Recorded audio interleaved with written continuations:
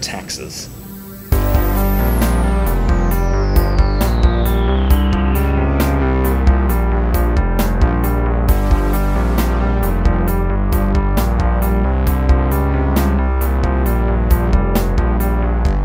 Taxes are the price we pay for a civilized society. Pithy.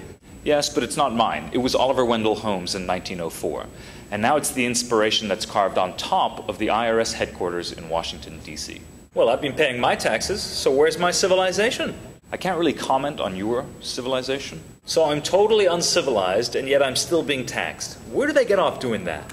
Article 1, Section 8 of the United States Constitution says that the Congress shall have the power to lay and collect taxes. Maybe, but I want a strict construction of that. What did it mean originally? The Congress shall have the power to lay and collect taxes, duties, imposts, and excises, to pay the debts and provide for the common defense and general welfare of the United States. Yes, but what did the founders mean by that? Let's talk about what it means today. A tax is simply the government's appropriation of revenues from an individual or an entity. Historically, taxes could be paid in all sorts of forms. It could be paid in kind. In ancient Egypt, it was paid with cooking oil. These days, of course, it's primarily collected in cash. Why do they do this? You mean, why do we do this? What we, Kimosabe? I haven't laid or collected a tax, ever.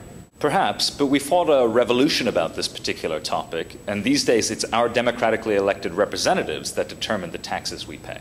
I got you there, son. I don't vote. Very clever. To answer your question, there are a number of different reasons for taxes. First, taxes are often used to raise revenue to pay for public goods. Public what? Goods. Positive things that are non-rivalrous and non-excludable. That is, good things that people want that can't be used up by a small subset of the group, and from which a small subset of the group or anyone cannot be excluded.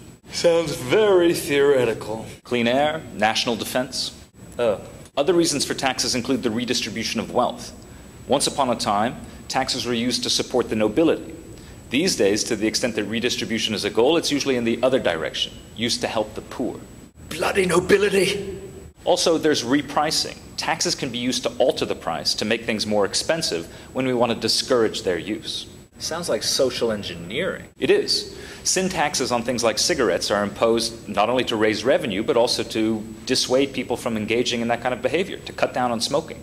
All right. How about sin taxing fast food out of our faces? Actually, we subsidize that, but that's a different topic. You are right, though, that taxes are very powerful and have a very direct influence on the things that businesses and entities do. If you're ever wondering why a company is engaged in some very curious behavior, the answer is often because of taxes. Right. Like why you have to sit on the floor in a sushi restaurant. I don't think that's a tax issue. And for our purposes, it doesn't really matter what the rationales or the reasons behind a tax are. In fact, talking about those kinds of motivations is really just a good way of getting into a screaming match or writing really graphic and obscene online comments. For our purposes, we care more about the dynamics and consequences that taxes have on finances. Isn't the consequence that we have less money? It certainly is, but not everything is taxed at the exact same rate. And for our purposes, if we can figure out what things are taxed at the highest rate, we can chart a course to avoid them. Whoa. You just told me that our nation was founded on the God-given duty to tax ourselves with representatives.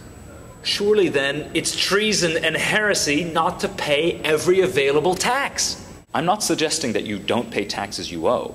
I'm simply pointing out that some financial instruments come with taxes that are higher than others. Like what? Let's go back to one of the first things we learned about U.S. business structures. Corporations are better than sole proprietorships and partnerships because corporations provide limited liability to their shareholders. That's true, but it's not the whole truth. Sole proprietorships and partnerships may not come with limited liability, but they do have a lot of other features and attributes that make them very appealing to entrepreneurs. For one thing, they're a lot cheaper and easier to operate. But for our purposes here, most importantly, they don't come with double taxation. Corporations do. Double taxation? How? Why? Double. First, a corporation is taxed on any profits it makes. Then, to the extent that those profits are distributed via a dividend to the shareholders will be taxed on that money as income. That's 2 layers of taxation. That's twice as bad. I'm all about the partnership now. It's not necessarily twice as high. Taxes on corporate profits may not be as high as taxes on personal income. But it's certainly two layers of taxation, and that certainly suggests it's going to be an additional drag on the profits that are generated in a corporation, especially compared to profits generated in a partnership. And it's why many vehicles used specifically for investment are structured as partnerships. So for instance, hedge funds and private equity funds and venture capital funds are almost always structured as limited partnerships to avoid double taxation. What do you mean the tax rates are different on corporate stuff versus personal stuff? Well, all this stuff, as you call it, is divided into lots of different categories. Three quick examples. The profits that a corporation makes are taxed at the corporate tax rate. The income that individuals bring home is taxed at the ordinary income rate. And the profits that might be made on buying something valuable and then subsequently selling it are taxed at the capital gains rate. Confusing! Yes, it certainly is. The Internal Revenue Code is enormously complex. But here's one guiding principle to bear in mind. These days, income is taxed at a higher rate than capital gains. So income would be from wages and dividends, capital gains would be from investments. And here's a funny anecdote about that. Warren Buffett famously pays a lower tax rate than his secretary. Why? Because he makes most of his income from investments and she makes most of her income from salary. That doesn't mean he's paying smaller taxes, but it does mean that his effective tax rate is lower than hers. Outrageous! Why? Our elected representatives want to encourage behavior like Buffett's, investment in our economy.